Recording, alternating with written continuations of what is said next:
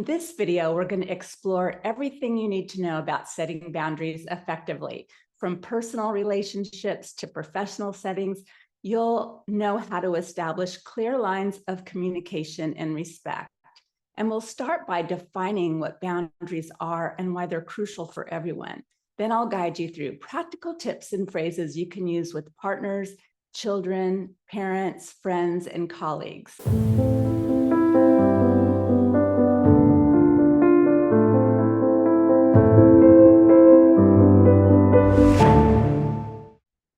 Okay, boundaries. This is a big topic, and not only for victims and survivors of abuse. Boundaries are hard for a lot of people. I mean, a lot of us grew up where we weren't taught anything about boundaries.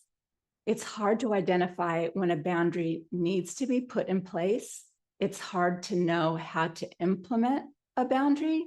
It can be really hard to enforce a boundary once it has been crossed, and hard to know what to do when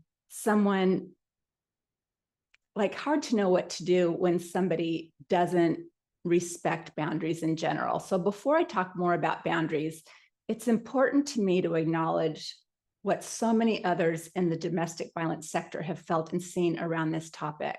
When talking about and teaching boundaries, some hear it implying that abuse then must be the victim's fault for not setting and enforcing boundaries, or that some victims may even have been told that if they set boundaries, they wouldn't be abused, another form of victim blaming.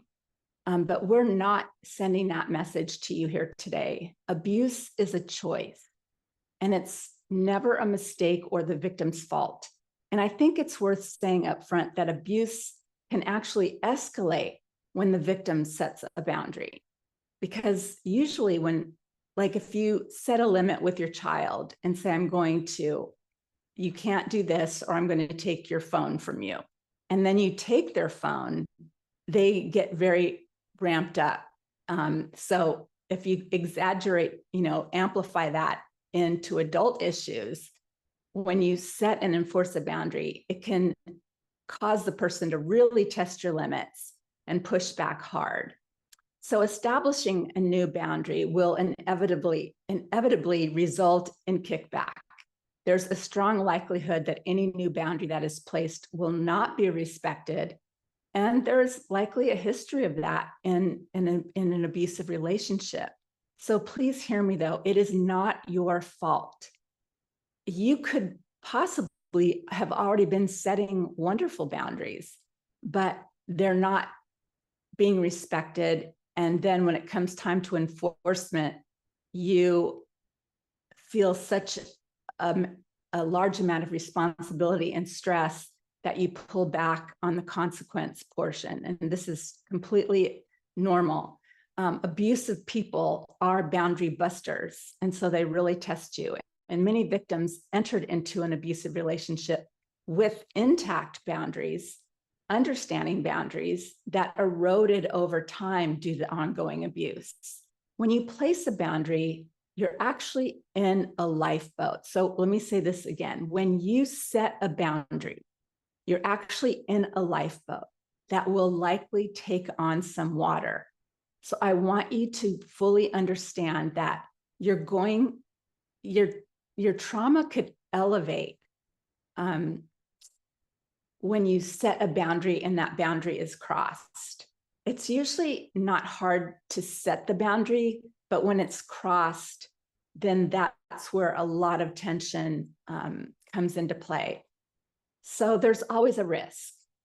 But when we set boundaries, if we have the courage, if we set boundaries that we can, with consequences that we feel we're capable of enforcing, it can actually change some of the dynamics in the relationship. It's not going to cure abuse, but it can change who you are by letting the person know what you will and will not accept. But I often say that no two situations are alike. The victim instinctively knows best about the dangerousness of the situation. So if you are in a physically violent situation, boundary setting takes on higher risks. And I don't recommend that you set any new boundaries without speaking to a domestic violence advocate or someone highly skilled in abuse and trauma to walk alongside you when you choose to set a boundary and or if abuse is escalating. Even creating an exit plan is about setting boundaries. And in some cases, it's about survival, not boundaries. It's about staying alive. But that's not the audience that we're going to focus on today. I'm teaching you about boundaries because I believe in empowering people. I believe in strengthening your voice. And in no way does this talk today imply that you are responsible for the abuse you experienced or are experiencing because you've struggled with setting boundaries or enforcing them. I devote my life's work to equip others to deal with difficult or abusive people. And I'm committed to helping victims gain clarity of thought and find their voice as they heal. It's my sincere hope that today you'll be strengthened, you'll feel equipped with practical tools, and you'll feel empowered on this journey. So let's start at the beginning. What are boundaries? Boundaries define what makes us feel safe, secure, and healthy physically, mentally, emotionally. Recognizing our boundaries can be challenging. And for many people, when we don't have boundaries or have unhealthy boundaries that don't protect us well, we feel those negative effects. Not only victims and survivors, even those who are not can become anxious, depressed, and dependent on others for things like decision-making. When no boundaries or unhealthy boundaries, or in an environment where boundaries are continually crossed, people can become so stressed that it can lead to stress-induced illnesses. So the whole topic of boundaries, setting them, the boundary being broken, and then enforcing them, that whole process can be really stressful. So I just want to say that up front. But once you get really familiar with setting boundaries and you are you're confident in your delivery and you're confident in your enforcement, like the more you set them, the stronger you will become and the easier it will get. And the more the person will believe that you're going to enforce them. So you ultimately, in most situations, not all, I mean, abuse is its own category, but it will strengthen your self-respect and the respect from others towards you. So essentially, boundaries show others where we end and where they begin. So I want you to have to visualize a boundary, and I'm going to use the concept of a fence in a yard. The fence keeps our home and backyard marked off from unwanted and unwelcomed guests. The fence keeps out wild or stray animals. The fence keeps the children playing in the yard safe from running away or running into the streets. The fence shows our neighbors, our property line, what belongs to us, and where we end and they begin.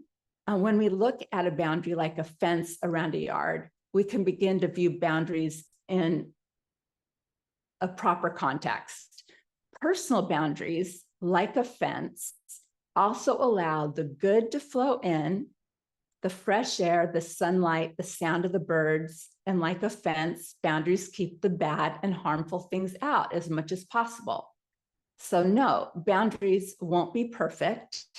A small unwanted animal might be able to scale that fence, or a swarm of bees might circle about.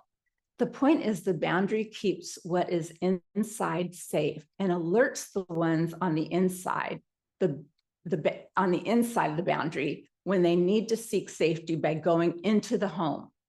Ultimately, they keep us safe and healthy. Boundaries are not a wall or rigid limit that isolates us from others. If we can live in a castle with a moat that nobody can access, sometimes it may need to be that kind of a boundary. If you go no contact with an abuser, for example, that would be the one case where I would say a castle in a moat, because it needs to be really rigid. But other times there's a little flexibility. Because you can't predict accurately every time what's going to happen. And we just need to look, we want to be firm, but we want to look at the gray areas. So when unhealthy boundaries become unhealthy boundaries become too restrictive, it is effective to keep out the bad, but it will also keep out the good. So it's important to have a proper perspective when it comes to identifying and setting our limits with ourselves and with others. Unhealthy boundaries also include lines or limits that move and are continually crossed by you yourself, such as like oversharing personal life and details too soon in a relationship, like with a friendship or something, or allowing someone to speak to you disrespectfully without putting a stop to it verbally or physically leaving. Another common unhealthy boundary is when victims want others to make decisions for them or allow others to decide for them because they feel powerless or are so beaten down that they don't know or trust themselves. So they rely on others. And as victims and as one, as a survivor myself, I can remember being so afraid to set boundaries that I actually went to Bible study leaders to get some advice about my marriage. I was giving them power, really, and influence over my life when I really should have done my own internal work with a therapist to be able to make those decisions on my own. It's always great to seek wise counsel, but you want to go to experts for that wise counsel, in other words. So let's see, let me look at my notes. I'm sorry. Okay. So when we allow others to decide for us because we feel powerless or so beaten down, we don't know or trust ourselves, it really is us not taking responsibility for our own life. And this is heartbreaking and can create a sense of hopelessness and despair, especially if those that you reached out to turn around and start judging you and telling you what to do, imposing themselves, like assuming authority over your life. Now things have really gone amiss, and it can lead you to a place of hopelessness and despair because you have so much investment in the other person's opinion. So I hope that makes sense. That's an unhealthy way to set a boundary. Often someone with unhealthy boundaries has a weak sense of self and will let outsiders define how they should feel and think about themselves.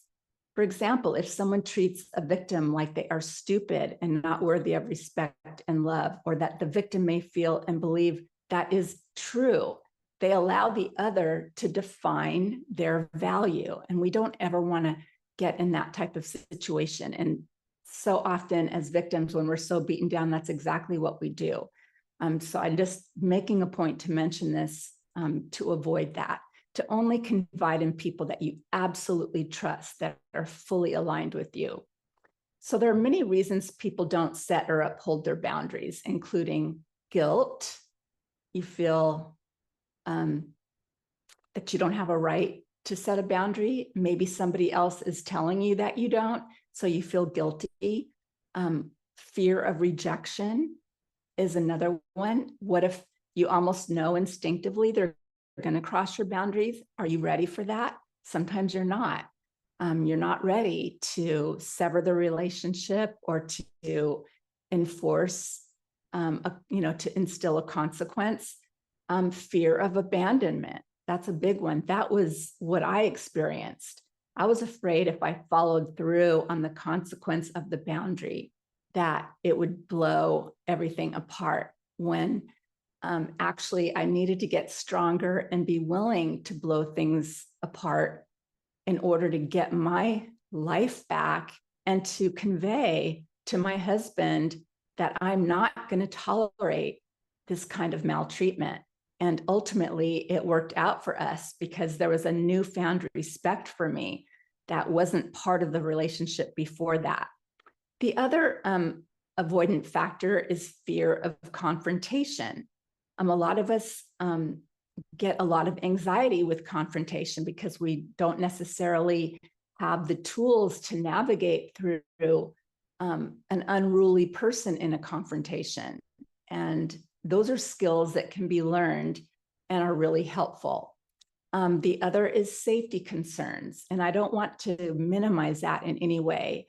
If there are safety concerns, that needs to be your primary focus. More so than a boundary, your safety and how to get to safety is more important. Some people were not taught boundaries or had their boundaries consistently crossed since childhood. Their parents had real a lack of boundaries and a lack of respect for individuality. So, for example, a child who was never allowed to tell a parent no. They were never taught that they could use their voice in a way that advocated for themselves. So they don't feel they have a right to say no. Another common unhealthy boundary is when people overcommit because they're so programmed to say yes that they can't say no. And something else that often happens when setting boundaries is we expect other people to give us what we need rather than take the initiative ourselves. We still do not see the outcomes we want. So in time, we get tired of asking, we give up or decide to just go with the flow and succumb to the schedules, the practices, or people who don't serve us. But this leads to growing resentment. So we really do need to learn how to set boundaries, how to speak our voice, and to love ourselves and to feel secure and safe in doing that. So I want to pause here to see if anybody has any questions. Feel free to upload them now, or if you already have, Jill, you can go ahead and address those. Yes, I will share with you, Annette. We do have, I'm going to start actually with, it's a longer write-up that someone hopes that you'll speak to. So I can't hear you very well. Oh, okay. Hold on 1 second. Is this better? Yes. Okay. So I'm going to go ahead and read something that somebody's hoping that you'll speak to. So I'm just going to read it. And if you need me to repeat something, let me know. It says, I am a victim of lack of boundaries in my former marriage. Actually, all sorts of abuse. My children were turned against me when they were very young. My adult daughter uses the word boundaries against me, telling me that she can't and won't have a relationship with me and that is her boundary.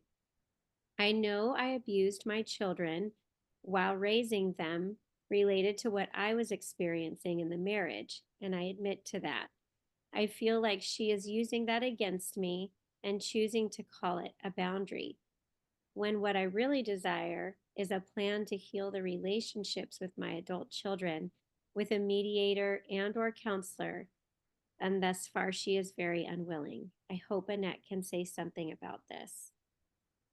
Oh gosh, I'm just so sorry because it's so hurtful when a child takes that position. And unfortunately, I see it so often.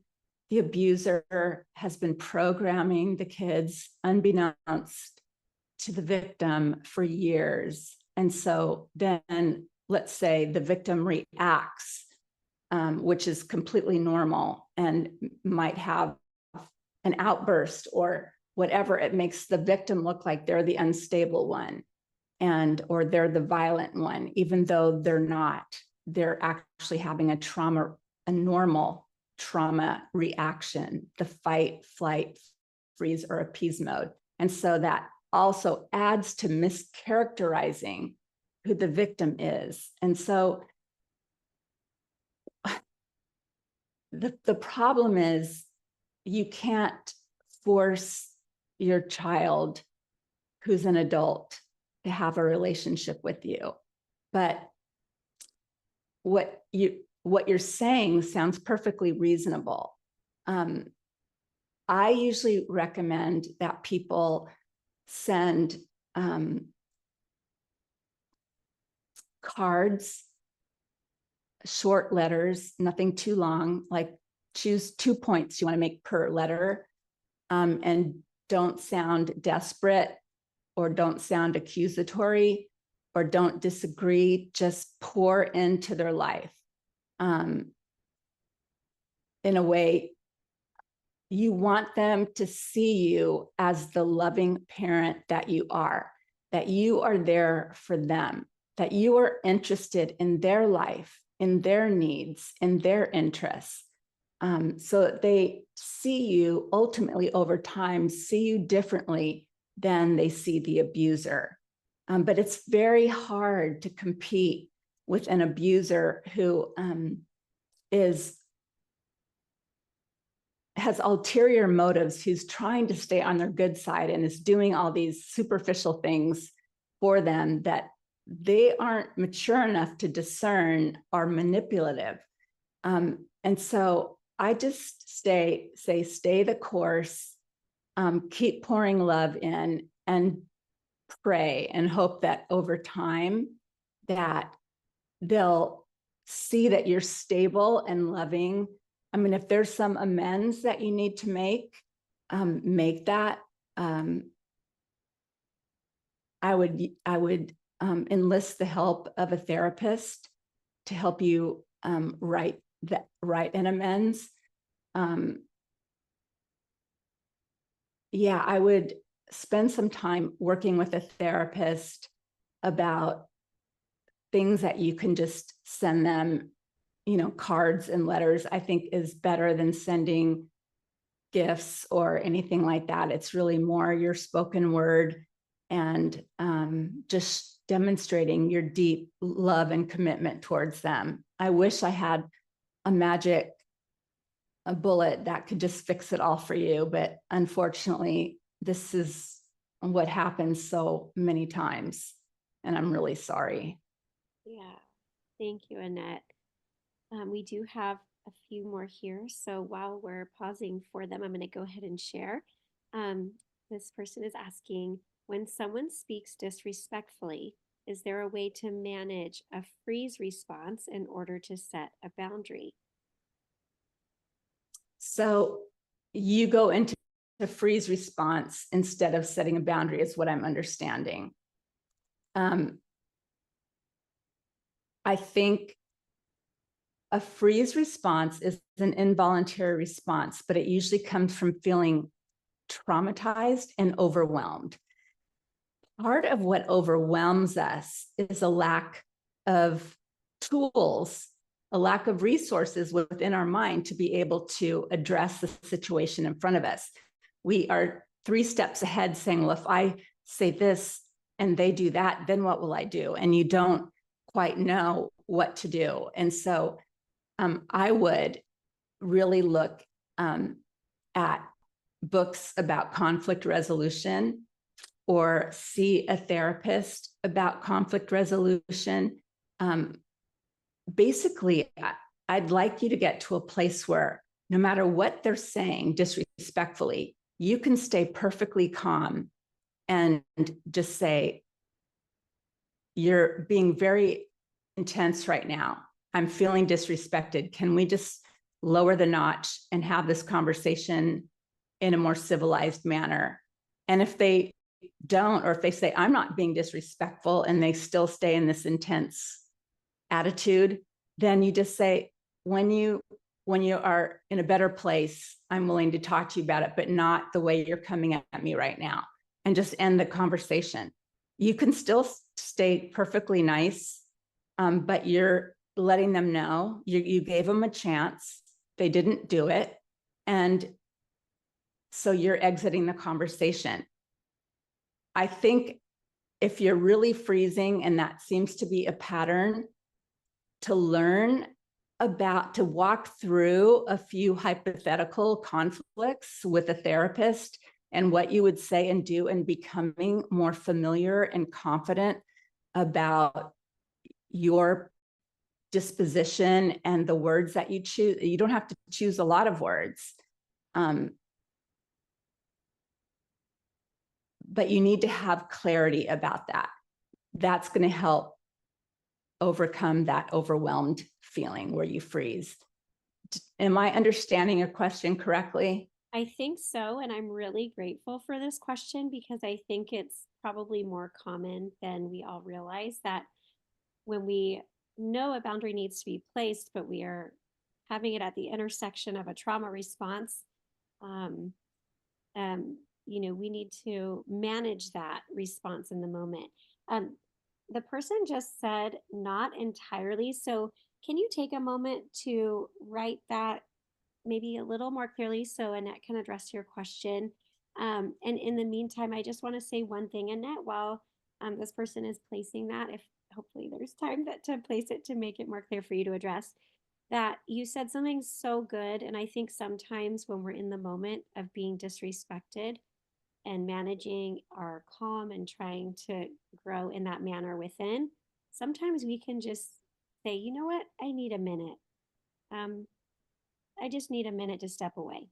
And then as long as you need, you take time and you can re-engage, or you can say, you know what, I'm not going to continue that conversation, or here's what comes to mind. But it's okay to just say, you know what, or can I get back to you, or I need a minute, something that if you're frazzled or frozen, that could maybe be your go-to statement.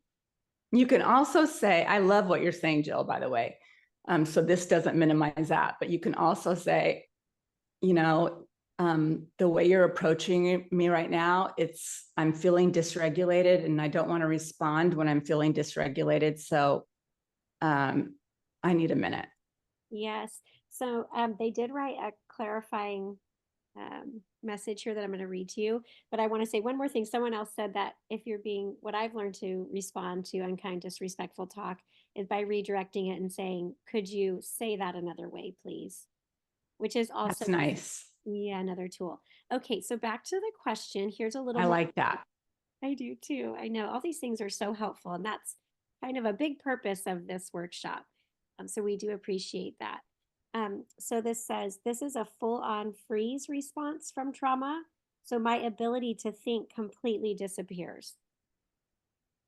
Well, that is totally involuntary, and there's not really a tool that I'm aware of that you can use in that moment. I mean, it's very common for us to get fragmented thinking, for our cognitive thinking to collapse kind of, and we just numb out, and it's like the world is going on around us, but we could be surrounded by people, but we suddenly feel very isolated and disconnected and frozen. And so that's really, you're going to overcome that.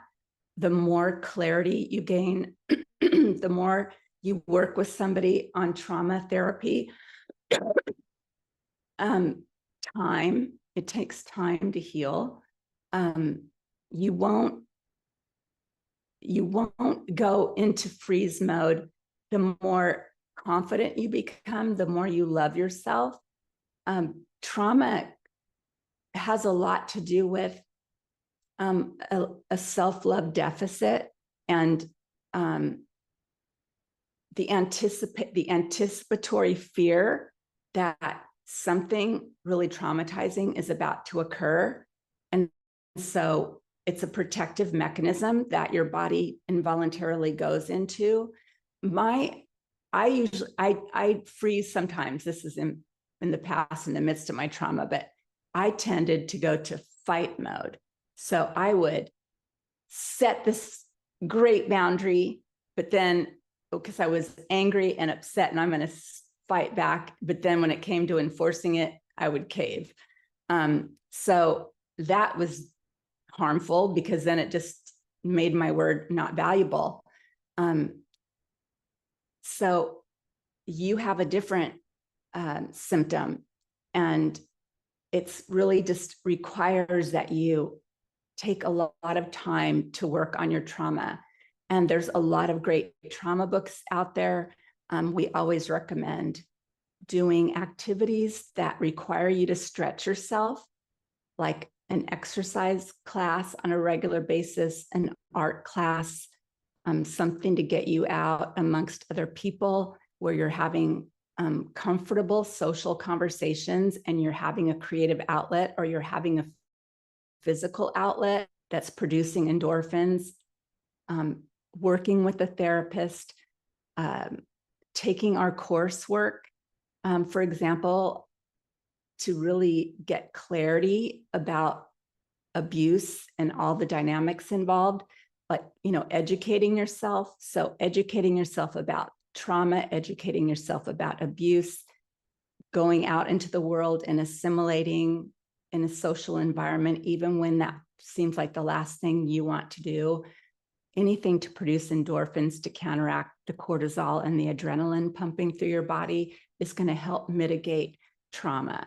And I hope that answers your question. I'm really not a clinical expert. I would find a really good trauma-informed therapist that can do EMDR, for example, and that really has a good amount of experience dealing with trauma. Yes, really good. Thank you, Annette. There's one more that we'll take and then we'll move on. This question says, I'm thinking about when people project assumptions or comments onto how I look or what they are assuming my class background is, or even how they perceive me to look like or am. How do I navigate this? So are people, do you feel they are generalizing who you are, like a prejudice in a way? I want to make sure I understand this. So like they're projecting a cultural label to you, or the way you dress, they're assuming you're a certain person. Like, let's say a person with a lot of tattoos, which in the eyes of many is beautiful, and in the eyes of some is they'll classify you as being rebellious or something. Are you talking about that sort of thing? Let's see if there's a response that comes in, Annette. That's a great question. And maybe let me look at the question again. So it's talking about when people project assumptions or comments.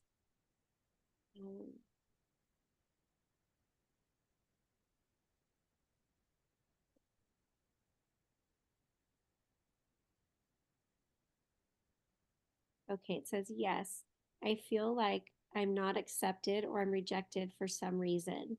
I feel like they assume or make generalized statements of me. It usually makes me feel like they are saying something about me. I guess I feel a trauma response come up and I don't know what this is.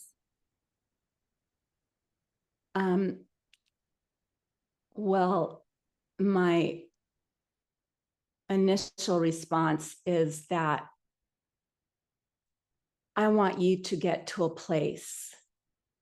The goal would be to get to a place where you love yourself and know yourself so well that you are not as affected by what other people say or think, that you are so secure in yourself, that you carry yourself in a way that commands respect because you respect yourself and you love yourself and it exudes off of you. That's one thing that's coming to mind, is that you really do some deep work on loving yourself, really caring for yourself and loving yourself, believing in your identity, believing that you are a good person, that you are your best advocate, and that you want to get to a place where you feel comfortable in your own skin, that you don't need other people's approval, Okay, now, so with that said, that takes work. And if you want to email me, I can give you some resources of books to read to help you along that path. It's really worthwhile work to do that I feel every victim needs to do in order to really find their autonomy, find their voice, and set themselves up for success so that they don't, if they exit one abusive situation, that they won't re-enter another, because now they view themselves in a much better light and they know what they deserve. They deserve to be treated in a civilized, respectful way that is decent and heartfelt, and they know that they deserve it. That takes a process to get to there, usually based on the way your primary caregivers raised you in early childhood trauma and that sort of thing. The other flip side to that is that if you are around people who are judging you, then maybe you should be around different people. If you're around people that feel it's okay to talk down to you, now, if it's a friend group, you can choose your friends and you can move on. If it's like in the workplace, maybe, I mean, this is just how we fit into society. Maybe you need to make some adjustments to be more mainstream in a work environment, to present yourself. Maybe there are subtle things that you can do to present yourself more professionally or something. I'm not saying you're not now, but I'm just trying to do the guesswork through this question. But ultimately, I want you to just, that your character, the way you present yourself, that speaks for itself.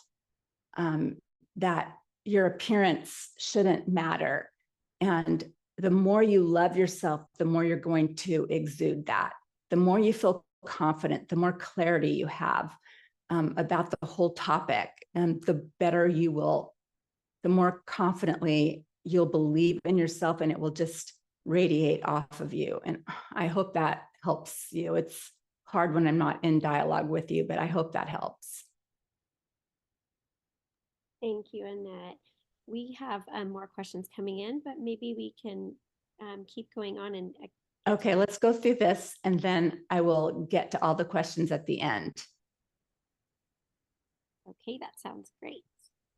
Okay, so identifying and setting personal boundaries is reasonable and healthy. And we know just how difficult this could be, particularly for victims and survivors of abuse. So in a few minutes, I'm going to spend some time offering ideas and statements that you can use or adapt as a way to communicate your healthy boundaries. Personal boundaries decide our lives. What this means is they decide our time and how it's used. Boundaries decide our schedules. They decide our workloads. Boundaries decide our relationships and what they'll look and feel like, for example, like how are we willing to be spoken to and treated? What makes us feel safe and unsafe? It's acceptable and healthy to communicate your needs in any type of relationship. It's healthy to take time for ourselves, to just care for ourselves. It's called self-care. That's okay. Even if you're a busy mom or a busy wife, it's okay to take time to do exactly what you would like to do to care for yourself. It's okay to take space away from negative communications or interactions and make space for positive ones. You know, facilitate being around people who are going to be positive and uplifting. That's one reason why I say join an exercise class or join an art class. You're not going to get into deep discussions, not at least initially, but you're going to have really fun, superficial conversations, and it's a positive experience. And I think that's what a lot of trauma victims need initially. So let's see, as you practice boundaries, you'll become more confident and you'll be able to uphold them. You'll learn to only set boundaries where you're willing, you'll think about the consequences and what you know you can actually follow through on. So you can take them in baby steps. Like, for example, at first you might say, if you, to your spouse, if they're being abusive or unkind, you can say, I'm taking a time out from this conversation until you can speak to me in a different way or more respectfully. I'm going to exit the room. And maybe they're not used to you setting a boundary and saying you'll exit the room. I would like to see you get to a place where you can just do whatever you want. Like you're just going to disengage and go on your day doing what you want to do and let them be alone for the day. But you might have to start with just a 20-minute exit from the room, and that's okay. You start with baby steps and you see how it goes and you build up your confidence. Get clear on your boundary. Give yourself permission to work and live in a way that feels best for your well-being. Boundaries allow us to decide when, how, and if we give this power away. So communicate your boundary clearly and calmly. And when necessary, communicate it firmly. I think you can be very firm and still be kind.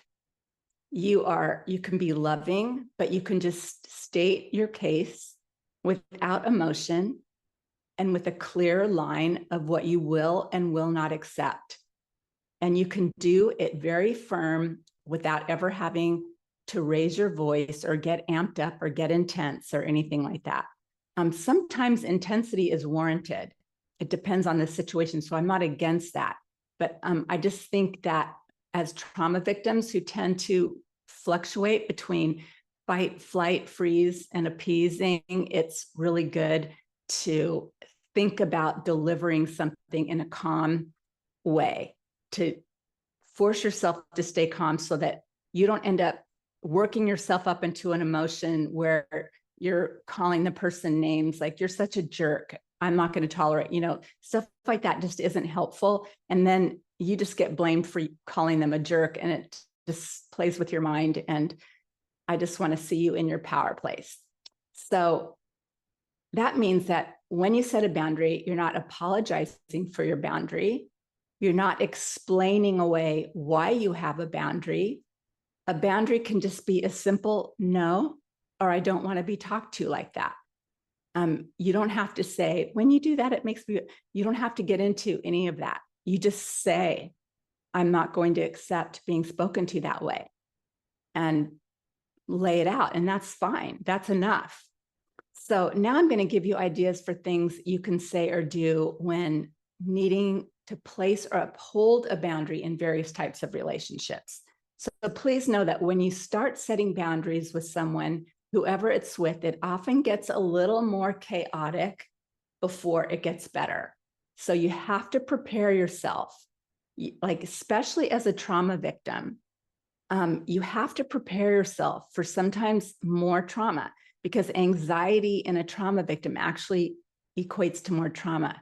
And so I know you're strong and I know you're resilient, and you have to believe in that yourself, that you're going to have to be resilient and get through it. You're going to have to find your power and your strength, and it's going to be uncomfortable. But it does you wrong. It doesn't make you weak. It just is an experience that you're going through with trauma right now. But you still have every right to speak your voice and to be strong and face what's going to come as a result of that. So, ideas for boundary with a partner. Consider what your priorities are with your partner. Define how you want to be talked to, what is acceptable, and what makes you feel comfortable or uncomfortable. So it's up to you to state what you will and will not accept. That's just in any dating relationship or any relationship, that needs to happen, because otherwise anyone would just take advantage of you. If you're so if you just lay down, if you're so passive that you don't set any boundaries or don't state any opinions about what you like and don't like, then you just get run over and you don't experience a lot of respect and you don't feel a lot of self-respect. So it's okay for you to say what you will and will not accept. And it's okay to not know all this up front. Sometimes we've been so broken down that we learn as we go along. We learn as we're getting stronger. So you might have been so broken down that you lack opinions about a lot of things. I remember years ago, I didn't know what I stood for anymore. I was so confused that I started ordering the paper. I'm going to start with just reading the paper and developing opinions about things, because I felt like I was such in a fog that I didn't know who I was anymore. So like, again, I'm going to reiterate, it's okay to not know all this up front. Sometimes we learn a boundary that we want to place as we go along and as we test baby steps. So I was shown by demonstration in a therapeutic session once what a physical boundary with my husband looked like when he spoke to me in a certain manner. So what there were two therapists in the room, a male and a female. And my husband and I were there in this therapeutic session, and they were talking to me about boundaries. And I set boundaries. He just doesn't follow them. And which brings up another point I'll get to in a minute. But so the female therapist stood up and said, when my husband doesn't speak kindly to me, I hold up my hand and I say, stop. This conversation is over until you can speak to me in a more kind way. Puts her hand down and walks out of the room. And it was so good for both my husband and I to see her do that, because it showed him what's appropriate, that it's not bitchy, for lack of another word, to do that it's not unfeminine, that it's perfectly appropriate. And it taught me that I have strength inside me that I haven't been utilizing. And so it modeled for both of us what a boundary can look like. And it was really helpful. Maybe your partner wants to have a conversation you don't want to have or can't have for good reason. So you place a boundary by saying something like, this conversation is important to me, and I want to talk about this when I have some more time to think about it. Or I appreciate you bringing this up. Can we talk about this in a couple of hours when I'm off work? You just say, I'm not available, and it's okay to do that. Or maybe you want to be spoken to with kindness and compassion. If a conversation is getting heated, you can say something like, I want to be spoken to with kindness. I need to disengage for a bit. And when I'm ready to re-engage this conversation, I'll let you know, but I need it to be kind. I need it to be calm. If you're dating, a boundary you may want to place is that you do not look through your phone or your journals. I mean, this is a reasonable ask. I see a lot of jealous partners that think that because they're in a monogamous relationship that they can just look at their phone, and that's a violation of privacy.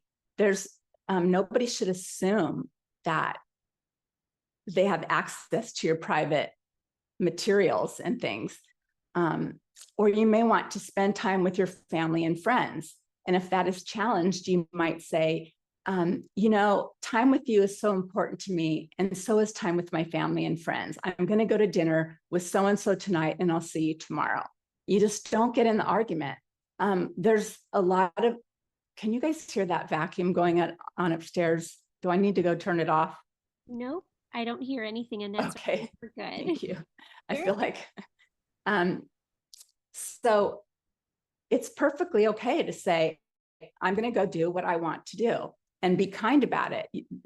She opened up the statement with saying that My time with you is so important to me, but so is my time with my family and friends. So I'm going to go be with them tonight and I'll see you tomorrow. It's very straightforward. You don't need to explain a boundary. You can simply state it and uphold it. The response is not your responsibility. So if the person goes chaotic on you, do you stay home from seeing your family and friends? A lot of victims do that.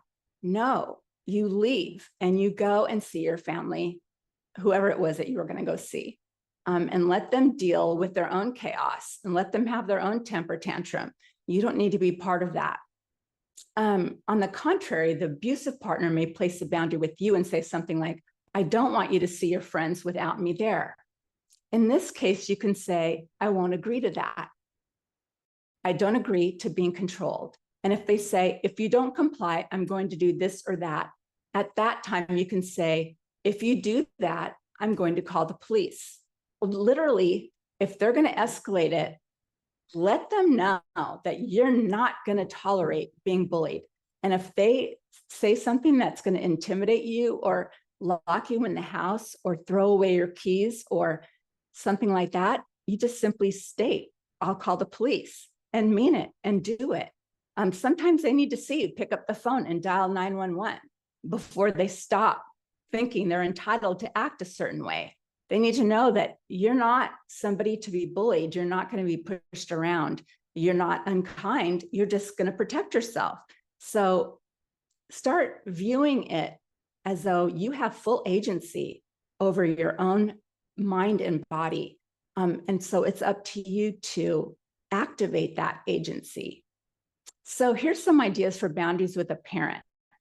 What are your priorities with that parent? Sometimes thinking ahead can help us decide priorities for the relationships as we become adults. So if your relationship with your parent is healthy, you may consider, if they were not here, what would you miss? What would you not miss? Think about that. What do you really love about your parents? What do you love not so much? Or if your parent isn't healthy and safe, you may consider how you'll place a firm boundary so you can enjoy the best relationship possible while there's still time. So I like to say this phrase, celebrate the good, but put limits on the bad. So if somebody is causing chaos, it doesn't necessarily mean you need to cut off the relationship with them.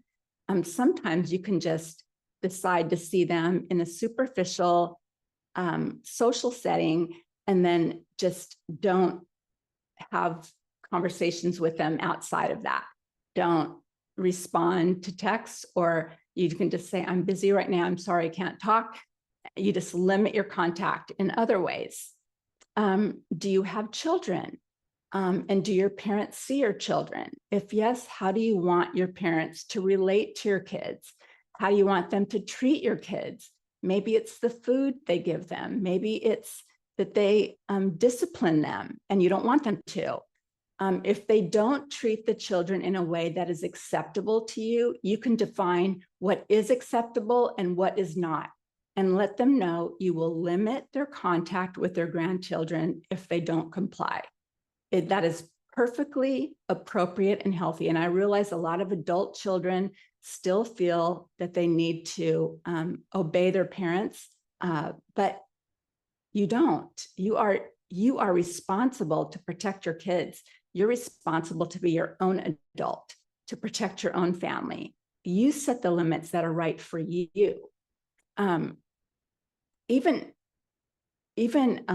even be like a singular thing that they do that you don't feel comfortable with. So for example, I'm really uncomfortable with you taking Johnny to the pool if you're going to be visiting with your friends while you're there. I'm going to ask you to not take him to the pool when he's with you unless I am there too. That's perfectly appropriate. It's your obligation to protect your children. So you also, if they break that boundary, then you need to let them know what the consequence will be if they don't comply. Does your parent gossip in the family? Do they pit people against each other? A boundary you can uphold is not sharing too much with that parent. Maybe they ask you a question and you choose to answer it vaguely or with less information going forward, knowing that they're going to share it with the whole family. So are you considering pulling way back, but you're afraid you'll be retaliated against? That happens in a lot of family dynamics, where if you pull back, then the family gangs up because the parents kind of create the family system. So setting a boundary is going to blow up in the family. That's okay for you to simply pull back from your family if that's what's needed to create safety in your immediate family. That is perfectly okay, because that other stuff is unhealthy, and it's taking license over your life, and it's really toxic. And so boundaries would be a good thing to set, and firm boundaries in that case. Sometimes you don't need to let them know the consequences if that's going to create more chaos. You just simply say in your head, if they act this way, I'm going to pull away. And you just do it. You don't always have to communicate the consequence, but you need to follow through with it for it to be a true boundary. Are your parents meddling in your life? Is it interfering with your marriage or decisions about your marriage? It's hard to stop someone from meddling without setting a firm boundary that you're going to pull away to protect the privacy of your family. Having a loving but firm conversation with them, defining what you will and will not accept in detail for them, the consequences you're prepared to put in place if they don't honor your request to stop meddling in your life, is perfectly appropriate. So there may be a deeply entrenched, like I said, unhealthy family system, and you might get pushback from people. And so limiting contact is perfectly appropriate. Do you have a parent that threatens you? For example, if you don't comply with their demands, they'll take you out of the will. In this case, the parents have set a boundary with you, even though it's unhealthy and manipulative. So you get to decide if you're willing to be a puppet to your parents to maintain your potential future assets, or if you're willing to walk away. You still get to decide that. And if you're willing to walk away, lovingly state that you're making decisions that are best for your family, and you understand that they may not agree, but that you and your spouse are the head of your household and are making decisions that are best for you and your family, and that you hope they'll understand, but you respect their decision if they don't. So you're being very respectful, but you're still going to pull away, or you're going to do whatever it is that opposes them. You can say a boundary really respectfully that way, but it's some serious considerations that you need to make if they're threatening you about removing you from the will. It's really toxic, but that's a decision only you can make. So for ideas for boundaries with a child, what are your broad objectives in parenting your child? What's the overview? If you have a hard time knowing, imagine them as grown adults. What would make you feel you were the parent you wanted to be? You had the relationship you wanted, and you raised a human that you really liked. It's important to set boundaries with your kids that are clear and that you absolutely uphold. Boundaries are meant to have some flexibility, but if it's a black and white issue, like you're not going to allow foul language in the house, and if they use it, they're going to lose privileges, maybe access to their phone or free time out with friends in the afternoons, or maybe they have to do a certain amount of chores, but stick with it. So let's stay with that example of foul language. If they use it, you can say something like, because I don't want you to be a punitive parent. That just separates us from our kids, and it makes them feel shamed. There's more effective ways of parenting and upholding boundaries. So I would rather you say something like, I realized you were upset, and while you're upset, you used foul language. We can all act that way, and we become embarrassed in the heat of the moment when we don't act in an ideal manner. But you're going to have to come up with another word to replace it. If you like to say SHIT, you're going to have to come up with another word and put that in your mind. Don't just tell them to stop something. Help them replace it. and then say, or you're going to lose privileges, and stick with it the next time.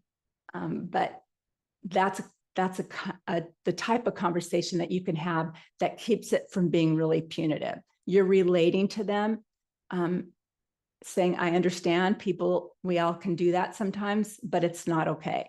You're going to have to come up with a replacement or you're going to lose privileges.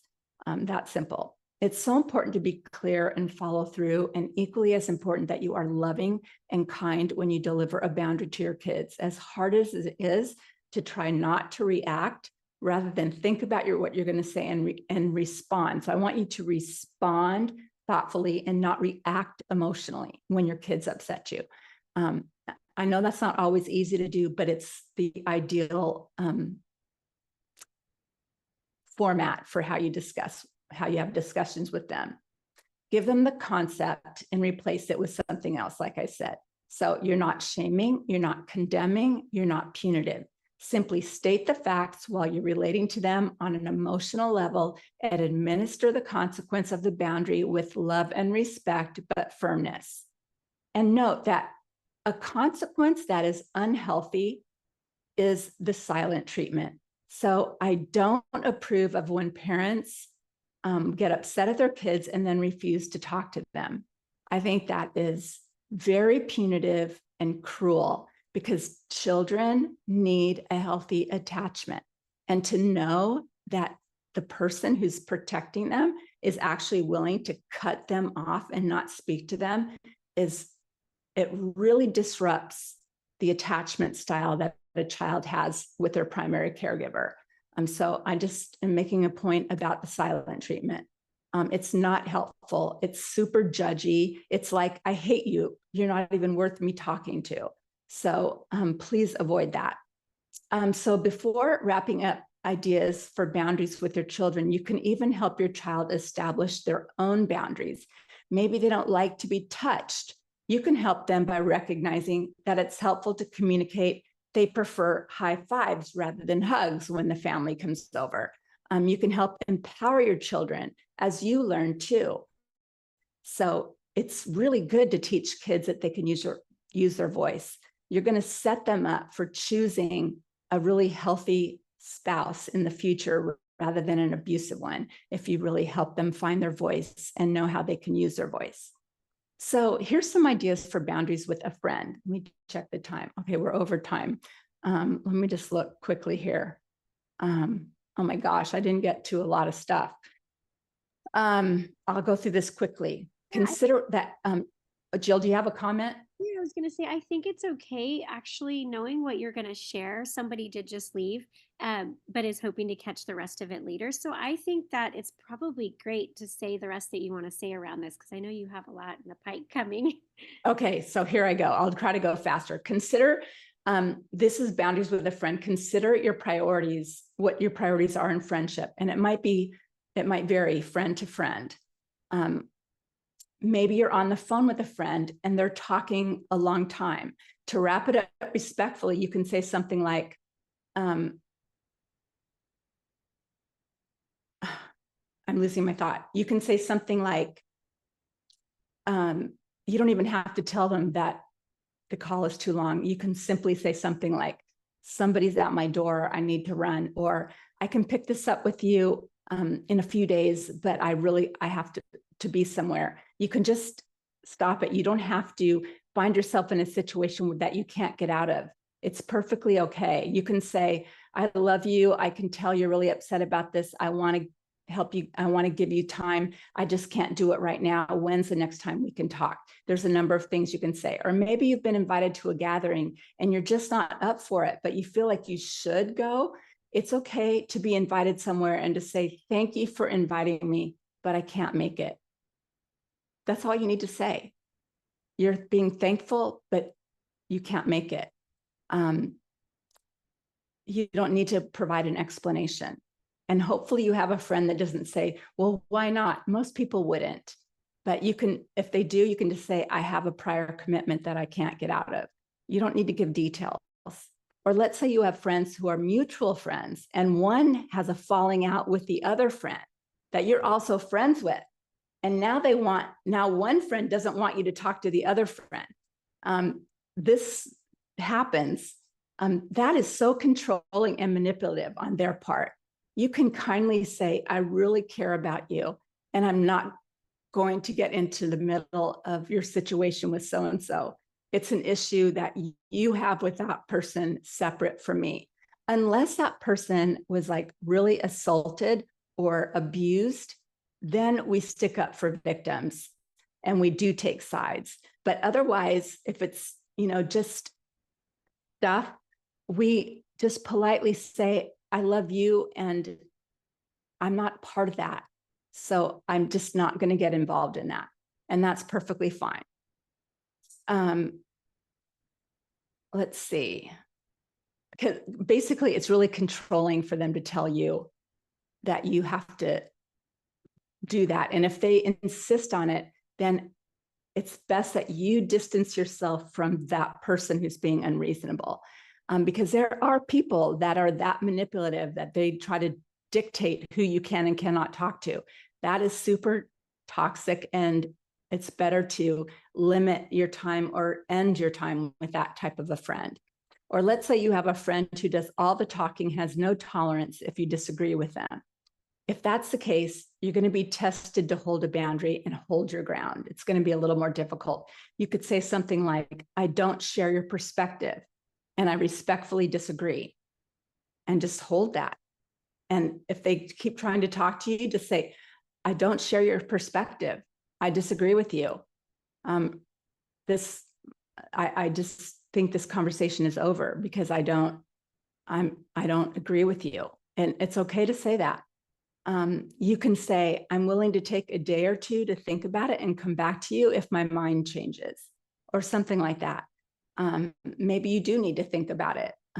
Maybe you haven't thought about all perspectives, but it's okay to set boundaries, to give yourself space and time to process things, so that you don't get into a diatribe of an argument.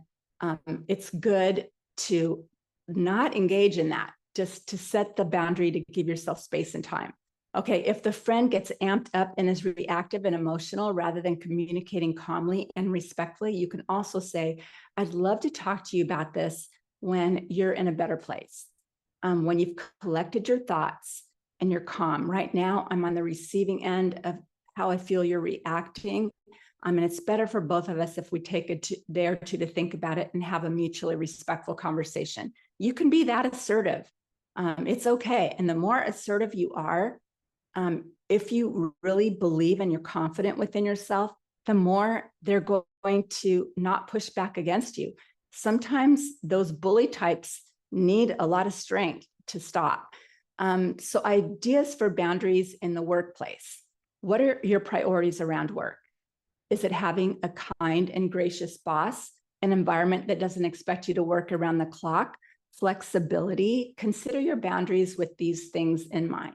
Maybe you have a lot of tasks or projects on your plate and you are asked to help with something. You could say something like, thank you for asking me. However, at this time, I have a number of items that I need to focus my attention on, and I'm happy to reconsider in a few weeks. Or if you're working on a project and you're required to shift focus to accomplish your usual tasks, you may say, I'm overextended and I can't work on this project anymore. And if it's urgent, you can say, I understand the urgency, but that's not something I can add to my plate right now unless you can take something else off my plate. I want to do an excellent job with my responsibilities. It's okay to communicate what you can manage and what you can't, so that you're not going home and taking 20 hours of additional work home. And after covering so many ideas for ways of communicating boundaries in these different types of relationships and settings, what I really want you to get from all this is to clearly see that you get to define your life. You get to decide what your relationships look like and how you move forward in them. Obviously, you're collaborating with the other person, but if it's not going well for you, you get to decide what you will and won't accept. You get to determine your schedule, your free time, your rest, your time with others, and so forth. And ultimately, once you restore a sense of self and begin to identify that you are what you are not willing to do, allow, or accept, you'll see all the benefits of having healthy boundaries, including self-confidence, self-respect, this higher level of self-esteem. And I'm not talking about being egocentric. It's healthy to love yourself. Empowerment to make your own healthy choices. The ability to take responsibility for yourself and not rely on someone else. The ability to know your own needs. I mean, you confidently can know that you have needs, wants, and ideas and feelings, and be okay with separating them from other people's needs, wants, ideas, and feelings. I want you to love yourself and know what your preferences are and what your physical needs are. And we're all different. So it's okay for you to establish that for yourself. You don't need to mimic what somebody else is doing. You can be your own self. If you want to be vegan, it's okay to be vegan. And if you don't, it's okay not. You get to decide. I'm oversimplifying, obviously, but you get the idea. Upholding boundaries will increase confidence in saying yes when you want to and no when you don't want to, regardless of what others thinks. And you'll become okay with others saying no to you too. Sometimes you need to be told no, and you'll have a greater respect for where they are, and it's not going to offend you. If someone does not respect the fence that you put around yourself and your space, your life, and your time, it's not your job to try to get them to respect it. So their response or reaction to your boundary is not your responsibility. Your responsibility is to tell them calmly and respectfully, as much as it is up to you, and maintain self-respect by upholding that boundary, even if it looks like limiting time with that person, not going to a certain place or event, or et cetera. I should have said this earlier, but setting a boundary is not really telling another person what to do. It's telling that other person what you will do if they do not comply. So you're not out to try to control them, although they will spin it around and say you're controlling. That's because they don't understand boundaries. You are not controlling when what you're doing is to protect yourself. But if you only tell them about a boundary and then you don't follow through with the consequence, it's nothing more than a complaint. It doesn't have the teeth to make it stick. It's not real.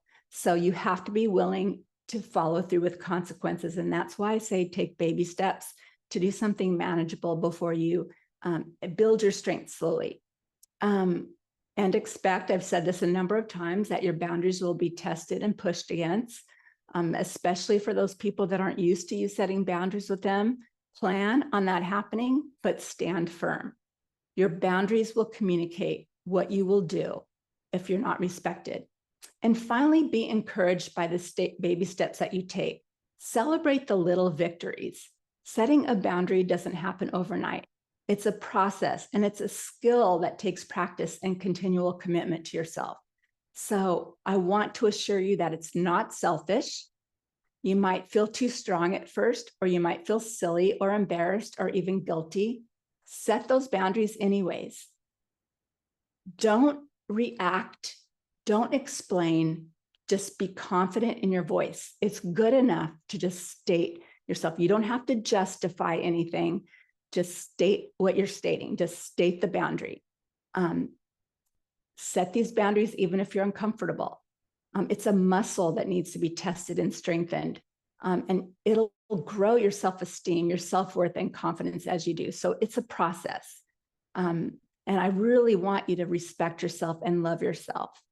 And then you'll start surrounding yourself with people who respect you, because they will respect you. And those who don't show respect for your boundaries, well, they don't deserve much, if anything, from you. Something as harsh as this sounds, a healthy boundary does mean that someone no longer has access to you, to your time, or to your life. You can rid your life of those who want to manipulate your boundaries or harm you or try to control you. You don't need to stay in relationship with them. It's possible, and it's okay to keep that fence of protection of your emotional and physical health an absolute priority. So I hope that this gave you some good tips about boundaries and some attitudes that you might want to adjust. I just want to encourage you. I believe in you. I know you can do this. I believe healing and health are your right to have. And so it's up to you to make that happen. And like I said, you just take baby steps and do it according to how safe you are in the situation. I don't want you to take any physical risks if you're with a violent abuser. But like I said, that was not the general audience for this talk today. So now I'll take your questions and comments if there are any that you would like answered. Yes, Annette, there are some here, and we still have quite a few people with us, which is amazing. So we will remain on here to be sure to answer each one of your questions. Okay. So Annette, do you have an EMDR therapist that you can recommend, or someone that you follow, or anything in that realm? I do. If you email me at annette@themendproject.com, I can give you a resource that if she can't do EMDR herself, she is a trainer and she trains a lot of EMDR therapists, and we'll have other resources for you. Great, thank you. Also, there is, oh, 1 second, the chat just jumped. Okay. Okay. I am current. Okay, this is a little bit longer, but I'm going to go ahead and read it. And this person is not here right now, so she will come back and listen to the response in that. Okay. We won't be able to clarify anything, but I'm going to go ahead and read it as it is. As I am currently separated and have been for a year now. But looking back, when I would try to set a boundary, my husband would completely stonewall me. Excuse me. For days, he would not even make eye contact or speak to me. It would be so anxiety producing for me. I felt desperate. It felt like I had no option but to give in and do the work to try to reconcile, which would be disregarding myself in order to try to connect with him again.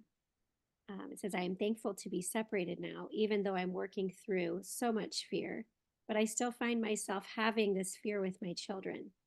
They're shutting down or communicating disapproval of something that I've said feels very big. It reminds me of the experience of living with my spouse.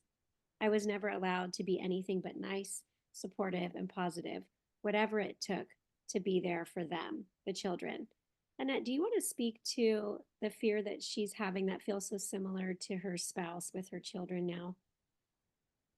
I can so relate to this because that is the kind of punishment that my husband used to do to me. He would just stop talking to me for 3 weeks at a time, or he would just get in the car and go somewhere and not come back for a couple of weeks. And it was really hard to be in the same household where you have to have this imaginary wall from a person who's not speaking to you. It takes a lot of emotional energy, a lot of stressful energy to hold up this wall of protection, to just guard my heart from having to deal with this silent treatment and this stonewalling. Ultimately, I'm so glad that you're separated, because that's really the only way to free yourself from that. And I would just, if I were you, and I'm making some assumptions, like maybe your kids have had modeled to them from their other parent that you need to be nice all the time. I would recommend that, I think it's by Daniel Goleman. It's a book about attachment theory. I would really read about attachment concepts. You can also Google them, but it'll tell you about the different attachment styles. But I want you to really learn how to attach with your kids And in subtle ways, you can show them that you're the reliable parent, you're the safe parent, you're the loving parent, and you're the one that they can trust based on the way that you interact with them. And I gave you the boundary of when the child uses foul language, and I said to not be punitive. I said to make a statement that relates to them. So you first say, I understand that you were upset and you used foul language. We can all do that sometimes, but you're going to have to find a replacement. So you give them a solution. You're not punitive, you're relating to them. So it'd be like if a child said, I want to go to Disneyland. And I'm getting to a point, but if a child said, I really want to go to Disneyland and you don't have the money for that, you don't just say, we can't go to Disneyland. That's not relating to the child. You tell the child, I know you want to go to Disneyland. I would love to take you to Disneyland, but we don't have the money right now. And maybe come up with a solution, like we'll start a savings jar or something. But even if you don't do that, just by validating them, I know you want to go to Disneyland and I would love to take you there. I would like to go to Disneyland. Don't have it. They feel heard, they feel seen. And that is the kind.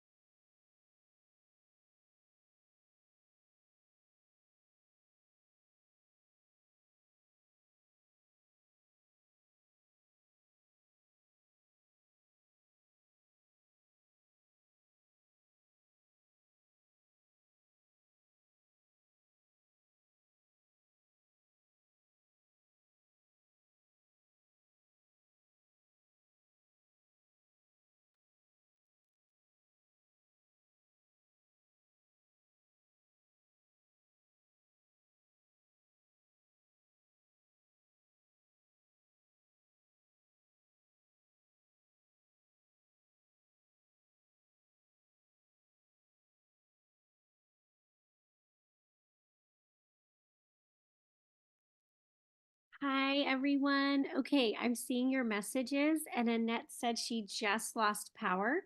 And so, if you want to hold for just a quick second, she will be right back in as she's getting her power back on. So, it will be just 1 minute.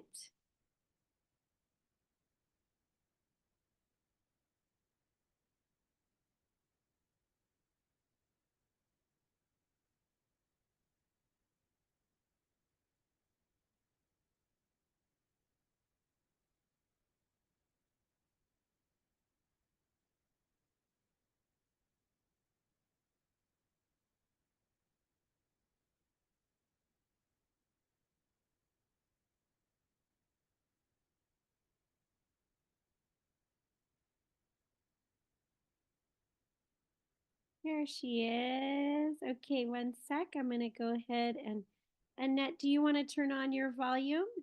Sorry about that. Yay, she's back. I realized that the cord, my computer was plugged into the wall, but the cord going into my computer wasn't all the way pushed in. So I suddenly lost power. So I apologize. So did I answer that question all the way? Well, now I got so jumbled up in my head. I don't don't know where. I just want you to work on building a relationship where you set boundaries. Now, maybe they think you should just be nice and that you're the bad parent if you set boundaries. But if you set them lovingly and by relating to them, that you're kind but firm, they're going to respect that. And you're going to be undermined by the other parent. That's just what they do. Abusers are famous for undermining the other parent by trying to turn the kids against you and that sort of thing. But you can overcome that. I mean, you can only control so much, but by really being that safe person for your kids and that stable person, they'll see that over time. Now, another thing that happens is because they feel more safe with you than they feel with their other parent, they sometimes will act out more around you because they know that you're going to love them no matter what. And they know that the other parent is more conditional love. So keep that in mind. Very good. Just as you know, in the overall decision-making process. Okay, next question. Okay. I just want to say, because I have a big smile on my face, maybe you can hear it coming through, but number one, everyone stayed here, which is Oh, thank you. amazing. I know. So I just have to acknowledge that and let you know that they were all, where's Annette? Thank you. Bless her heart. Where is she at? So, Sorry and about that. no, it's so good. You got back in so fast. I'm so thankful. Okay, so on for the next question. Okay. Thank you so much for this Zoom. I keep setting the same boundary over and over when my husband interrupts me when I'm on the phone. I'm running out of time, and then it says, quote, consequences. What can I do? That's frustrating. What if you, what if you're on the phone, he's interrupting you, and so you just simply look at him and say, stop. You don't say the word, just mouth it and walk into a room and lock the door.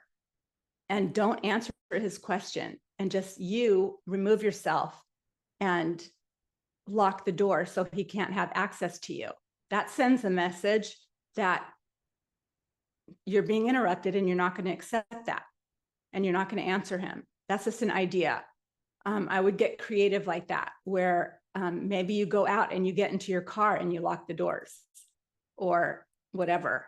But just remove yourself. Hold up your hand, hold up your finger, shake your head, and just remove that's the only thing I can really think of. Because if you've set the boundary and he's not honoring it, then you need to get resourceful. Really good. Really good ideas for options of what to do and even to leave the home and sit in your car. That's a great Mhm. idea as well. Okay, somebody addressing Annette, the putting up the hand to say stop. This person says, this is way too physically aggressive for me and my husband. He has done that to me and I find it scary. If you have any alternatives, that would be great. Yeah. Well, so my husband and I had no physical interactions, and that's like the boldest thing I ever did was hold up my hand. But I needed to establish my own authority over my own mind and body. And so it was effective. But if you eliminate the hand part, you can just say, this conversation is not respectful or kind, so I'm going to walk away. And you just, or you could just say, stop, this conversation is over until you can speak to me in a more kind way, and just walk away. We had a number of examples that people offered up to. Can you say that to me in a different way? It depends on how firm you want to be. I needed to set a really firm boundary that I'm not going to engage in this crazy making circular conversation where he's stonewalling me at every turn, blame shifting,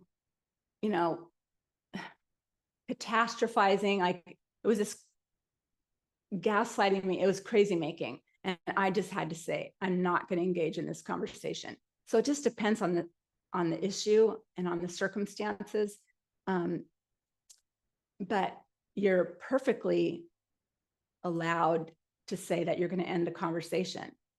And you can say it just with your words and be calm. So I hope that answers the question. Yes, and somebody wrote pinky up is the sign for interruption. So maybe even something. I'm sorry, what did you say? Says pinky up is the sign for interruption. So maybe even something where it's a cue that, between the two or something. If I put my pinky up, that's my cue, like if we're talking in person.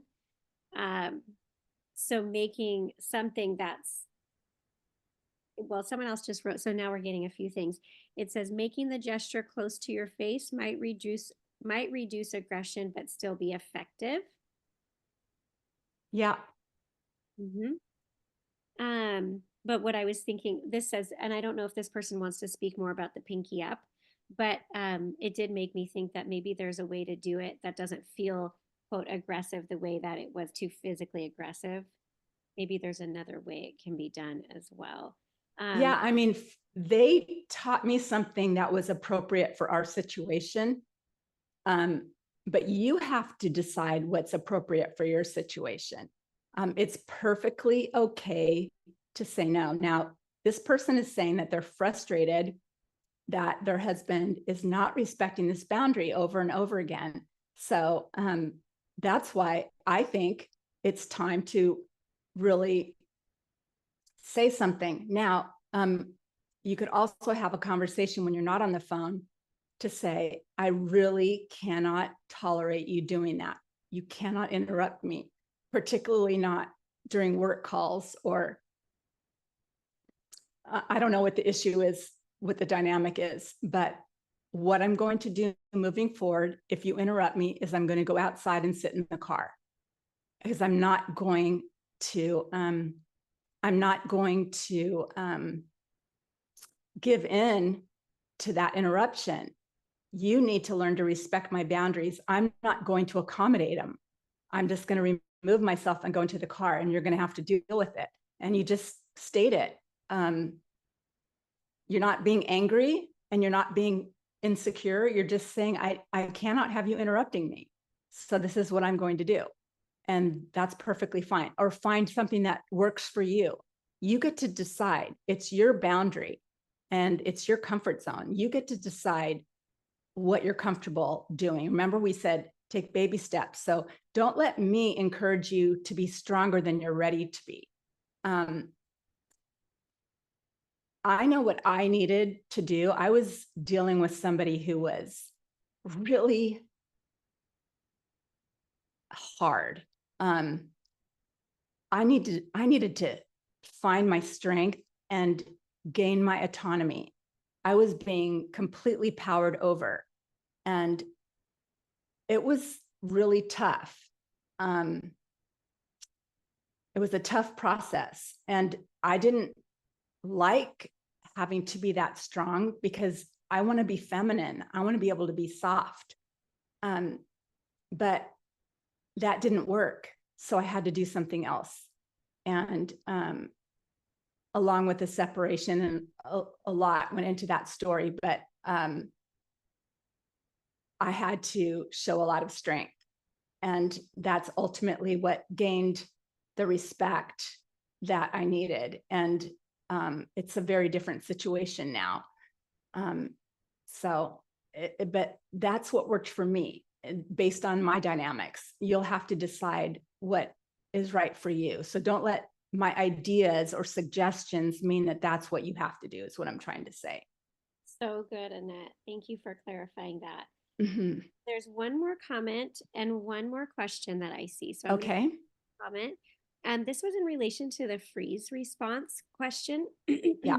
We did actually have a number of people write about that. So Oh, great. yeah, I'm really grateful when people take the risk to share, because so often we're not alone in are those experiences. And so other people can relate. So And oh yeah, go ahead. other people that have been through trauma, even if you're just one step ahead of the person behind you, you can offer valuable insights into them because you so recently traveled through that same process. So trauma victims can really help other trauma victims. So I love it when people have suggestions and share. I'm further removed from it. So some of your ideas might even be better. So yeah, it's great. Good. So good, Annette. It's so true. This comment is in relation to the freeze response, and it says, this guy I am dating set a boundary with me about texting him while he's at work, but did it in a very rude way. I shut down, and it has taken me a few days now to realize it was rude and to have the confidence to address it. And sometimes it does take time to realize, wait a minute, in the moment, you know something didn't feel right, but looking back, then you can say, oh, wow, that was really rude. Or That's really common. Like, first we gaslight ourselves and say, don't react. I was bad. I was texting him at work. Now he had to really put me in my place. We go through all these gymnastics in our brain before we come to the place where we look at it more accurately. And your determination is that he was rude. He could have made the point so many different ways, but he was really rude. So it's not uncommon that it takes a few days. I mean, that's why so many victims have to write down arguments in a journal, because they get gaslit and then they would forget what happened. And so, and they're processing what the other person is telling them is happening that's not jiving with what they feel is happening. So it's writing stuff, it takes a few days very often. So you have every reason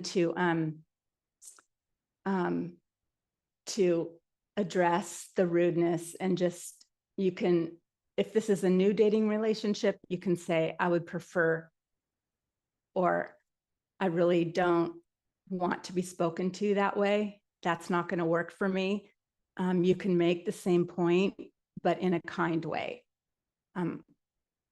If you want me to speak to you kindly, then think about speaking to me kindly. Otherwise, this isn't going to work for me. You have every right to say that. You shouldn't be treated in a rude manner. Ever. We should be civilized to each other. completely. So good. And she said, yes, it is a new situation. And there's so many things that are coming to mind. And that is the topic of boundaries. When we were doing this could be like an hours long thing, because now we're talking about when someone sets a boundary with us. But then I do have a comment here, Annette, while you were speaking. Well, I just want you to, in this new relationship, don't whitewash it. View that as a red flag. His willingness to be rude to you early in the relationship is a red flag. And I just want you to guard your heart and be on alert. Yes. And a couple of comments I'll read real quick before the final question. So sorry, Annette. This person said, yes, my body says it's not a good start and I have to step up with self-love. And that's great. I'm sure Annette agrees, and we're very encouraged to hear that. And yeah, and it only gets worse over time.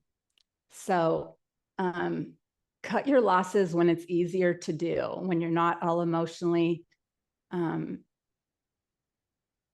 when you haven't been love bombed and you're not emotionally hooked on this person, bonded to this person. Be smart, advocate for yourself, and just, it's okay to just, this isn't working, and get out. Mm-hmm. It actually feels good after you do that. It feels great. Like you're loving yourself and you're sending a message to the world that you're not going to be treated that way. It says a lot about you and you feel good doing it. Mm-hmm. Absolutely. And so speaking of, I'll just read this comment before the last question. Speaking of setting boundaries, somebody replied, and it says LOL. So it did make me giggle a little, because sometimes these things are so heavy, but we have to laugh at ourselves a little bit. Yeah. Because it says, I think I have done that, been rude in setting a boundary when I was learning to set boundaries. And it says, many apologies, LOL. And it's true. Sometimes when we're learning to set our boundaries, we can lay those on thick and hard and heavy handed, because we don't really. I've done it too. Yes. Yeah, for sure. Okay, Grace, and we'll try again next time a little bit more. So, Annette, the last question says, and this is a great one. It says, is there a way to address talkers that don't allow you to talk, to reciprocate? Oh, that's a tough one. Yeah.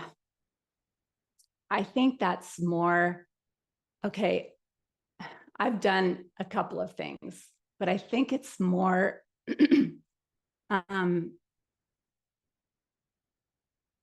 that they have a persona that's not really interested in hearing about your life. They're very self-focused, and so they're immature, basically, is what I'm saying. They're not emotionally reciprocal and collaborative.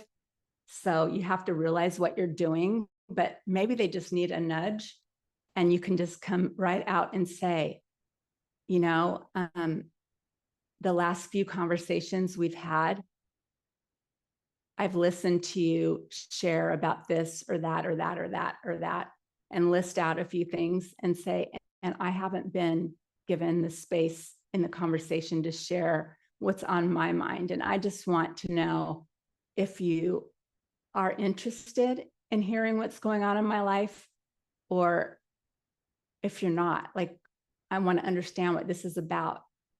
You can just ask the question.